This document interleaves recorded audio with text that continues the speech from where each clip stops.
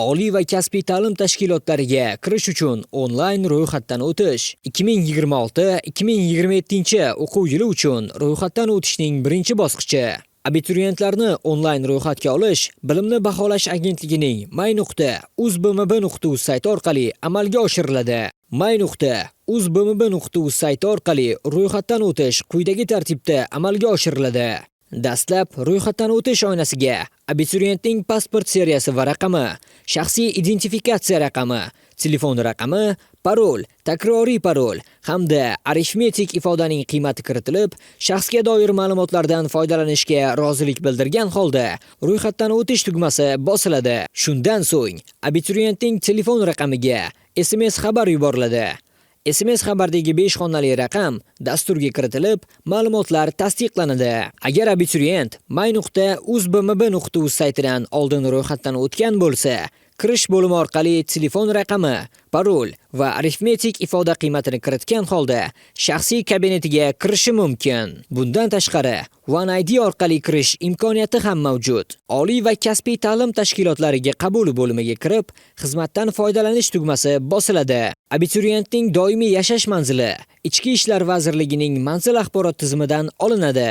Agar abituriyentning doimiy yashash manzili avtomatik ravishda shakllanmasa, mazkur ma'lumotlar abituriyent tomonidan to'ldiriladi. Tugatgan ta'lim muassasasi oynasidan abituriyent tamomlagan ta'lim muassasasi joylashgan hudud, muassasasi turi va nomi hamda tugatgan yili tanlanib, hujjat seriyasi va raqami yoziladi.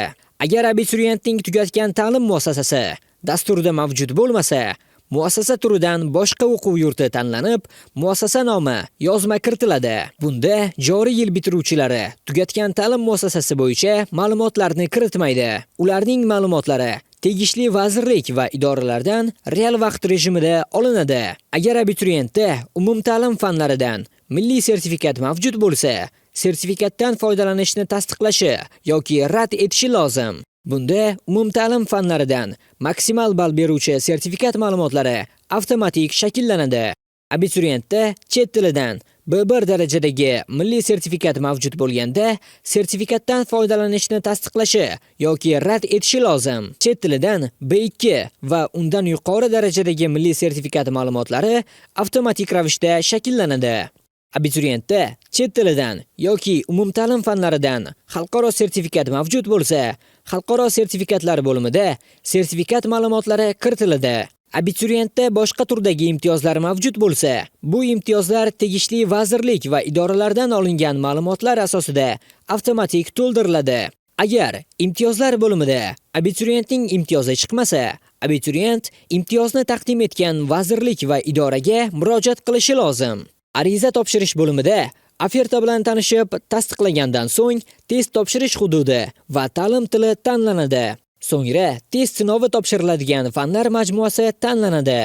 Agar abituriyent tanlagan fanlar majmuasida chet tili mavjud bo'lsa, tegishli chet tili ham tanlanishi lozim. Agar abituriyent tanlagan fanlar majmuasida kasbiy ijodiy imtihon mavjud bo'lsa, kasbiy ijodiy imtihon topshirish uchun abituriyent o'ziga qulay bo'lgan oliy ta'lim tashkilotini tanlaydi. Fanlar majmuasi tanlangandan so'ng, ushbu fanlar majmuasiga mos ta'lim yo'nalishlari ro'yxati bilan tanishish mumkin. Saqlash tugmasi bosilgandan so'ng, ma'lumotlarni tasdiqlash uchun abituriyentning telefon raqamiga SMS xabar yuboriladi. SMS xabardagi kodni dasturga kiritish orqali ma'lumotlar tasdiqlanadi.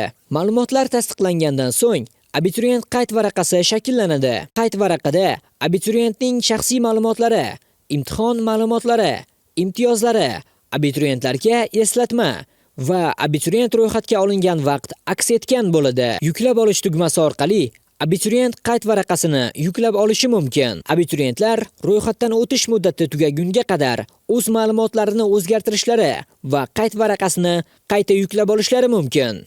Qayd varaqasida test sinovi uchun to'lovni amalga oshirishi kerak bo'lgan abituriyentlarga invoice hosil bo'ladi. To'lovni amalga oshirish bilan ro'yxatdan o'tishning birinchi bosqichi yakunlanadi. To'lovni elektron to'lov tizimlari yoki bank kassalari orqali amalga oshirish mumkin. Bunda nogironligi bo'lgan shaxslar, to'liq davlat ta'minotidagi shaxslar, ijtimoiy himoya yagona reyestri axborot tizimida ro'yxatga olingan shaxslar va ularning farzandlari Yoshlar daftariga kiritilgan yoshlar va ta'lim muassasalarini joriy yilda tugatgan abituriyentlardan to'lov undirilmaydi.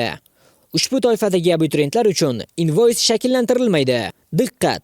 Oliy va kasbiy ta'lim tashkilotlariga kirish test sinovlari to'liq yakunlangandan so'ng, abituriyentlar 15 kun ichida oliy ta'lim tashkiloti, ta'lim yo'nalishi, ta'lim shakli va tanlov ustuvorligini tanlashi lozim. Sizga test sinovlarida muvaffaqiyat tilaymiz.